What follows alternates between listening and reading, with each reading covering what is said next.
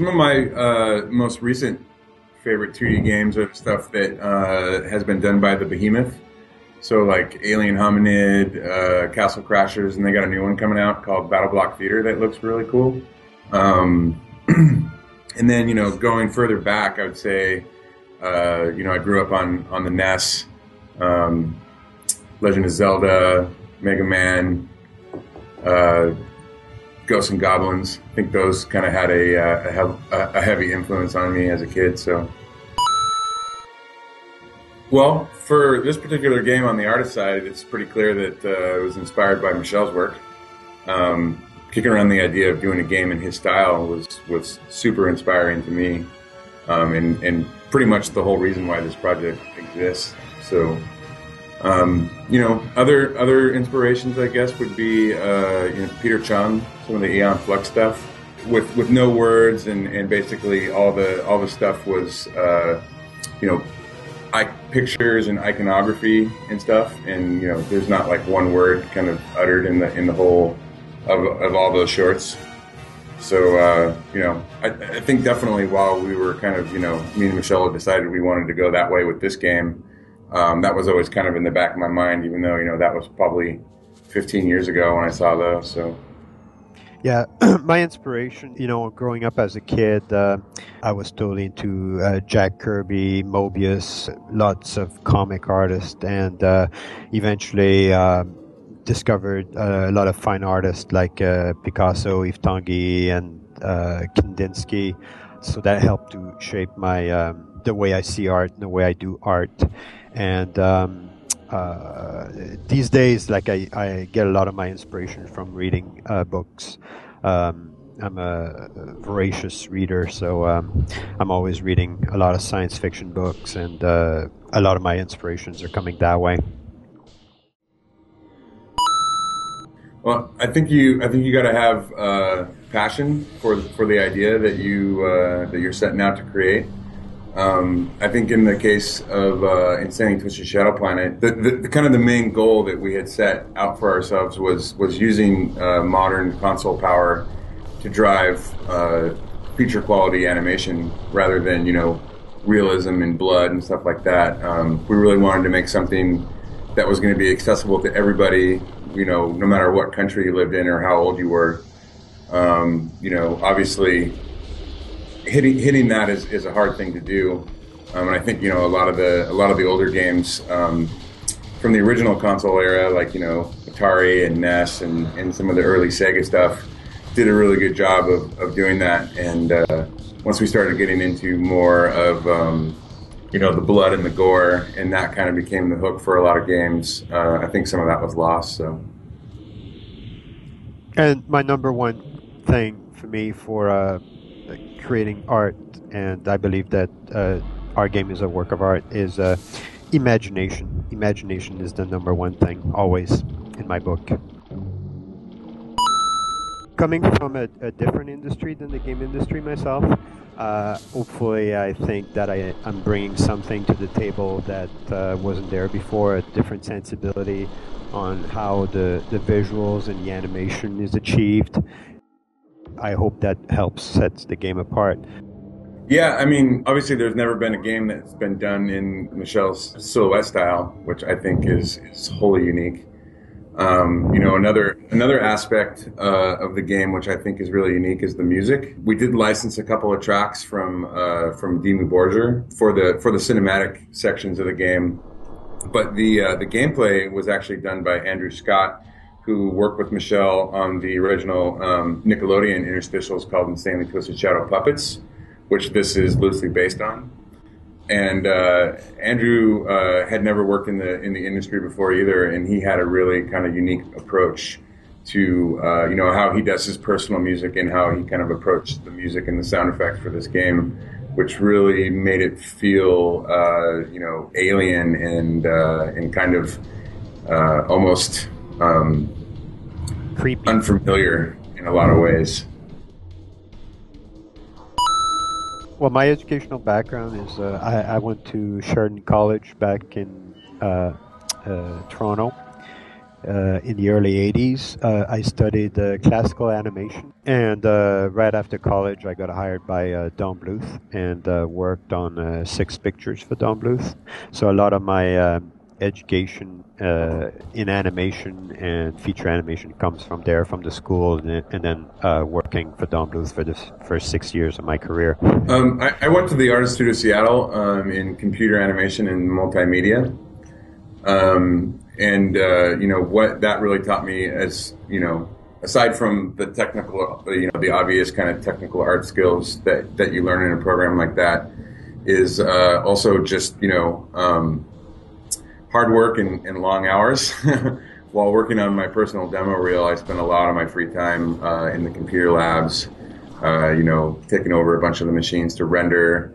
Learning whatever software out there that I needed to kind of get my vision across was really helpful. You end up using a lot of different tool sets and a lot of different software, and it's quite frankly, you got to troubleshoot a lot to get around bugs in the software, or whether it be idiosyncrasies about it. So I think that has helped a lot. Well, the way it works is first we start discussing concepts for the game and where we want to go. Then from there, I'll start doing a bunch of pre-production paintings and concept designs. I send those to the team. Garrett, who's the art director at Fuel Cell, will start building a lot of my assets with Polygon and stuff, and then they will actually get more ideas for the gameplay that we initially discussed based on my concepts, and they will start amplifying what I did with some placeholders and stuff, and they'll send that back to me. I will do some paint overs. I'll just do screen captures and do paint overs, and then repaint on top, and kind of keep finessing the arts, and back and forth like that. So we kind of keep it's kind of a ping pong match between me and Joe and his team, where we constantly go back and forth and inspire each other. Mainly, I'm in charge of the artistry of the game, and Joe's in charge of, and his team are in charge of the gameplay. But it's not a hard line. We kind of keep crossing on each other's territories constantly. Yeah, I think you described it well. It was a lot of back and forth. Sometimes a gameplay idea would come out of a concept that Michel had done. And sometimes, some art ideas would come out of some of the gameplay blockouts that we had done. And like Michel was saying, it was constantly kind of back and forth and always evolving, as far as, the gameplay puzzles and the enemies and the bosses and stuff had a really kind of organic, evolution based on just a lot of back and forth between us and Michel. Yeah, I think it's a good word to describe it would be like a symbiosis, I think it's pretty plain how we settle on the art style. It's Michel's Insanely Twisted silhouette all the way. But, it evolved. A lot of the original stuff was all, black and background colors, and all the foreground stuff was black. But, Michel kind of pushed it. As we started designing the ice level, we started getting more of those faceted crystal shapes in the foreground, and so if you play the game, it's it's constantly changing, even though it's all kind of in style. There's all these kind of little styles within it that kind of dictate what world you're in, and you can tell at a glance that if you're in mechanical or if you're in the electrical world, it's all very different. So also the art style of the game is really my art style. So this is the kind of stuff I've been doing since the age of 12 years old. So it's kind of if I'm gonna be doing something, it's gonna be my art style. I can't do somebody else's art style. So it's really a personal style that I have that and I think any games that I'll ever do in the future will always have a trait. It's not going to be a silhouette game, but it's always going to have a specific style that people will recognize.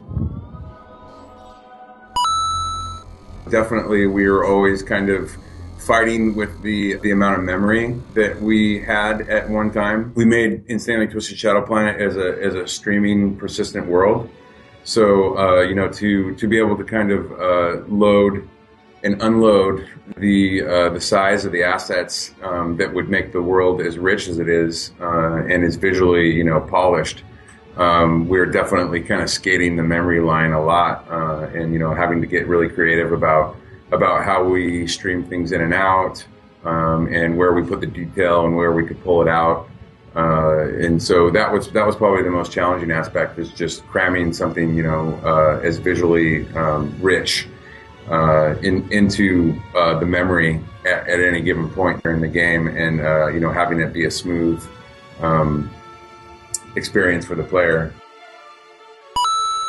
The first 4 years of trying to get this game done was probably the most insane, because we just would go on these pitching trips, and we would it would be like, wow, we're gonna sign a deal this weekend, for sure, and then it would the whole thing would collapse, or it was up and downs and up and down. And I would say, like anybody getting in this industry and trying to get their games made, you really have to be persistent and believe in your product and have a passion for it, because it can be pretty discouraging. But we stuck it through, and it took us 4 years to get financing, and now we did it. Well, we're very excited about the DLC.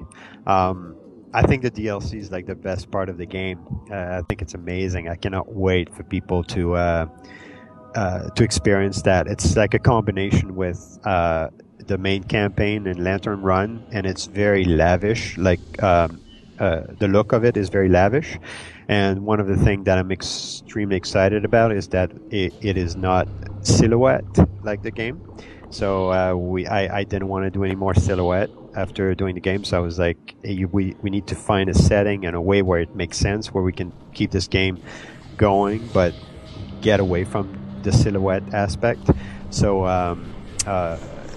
now the only silhouette aspect of the game are actually the enemies, but nothing else is. So that's, for me, just as a visual standpoint, that's very exciting. But beyond that, I think the game is it's so much fun and stuff. So that's really what we're excited. And so we're just wrapping that up, and we're starting to talk about the next thing, but we really can't discuss it at this point. Yeah, I mean, Michel described it well. It's definitely it's a co-op experience, but it's a lot closer to the campaign. As far as we have maps and puzzles and action, but you can play it with up to 3 of your friends, either kind of on the couch or over Xbox Live. And it's wildly different. It picks up right where the campaign story left off, and finds you kind of trying to clean up the shadow entity from the rest of your solar system, which is now lurking in the nearby asteroid field. So the way we've kind of set it up is, like Lantern Run, we've kind of expanded on the procedural generation of the levels. So basically, every time you play it, you get a little bit of a different experience. The asteroid map procedurally generates itself out of a bunch of assets that we feed it. So it's, and it ramps up in difficulty as well, as you go along. So it's very, unique from the main game, but, also, I think adds to it in a great way.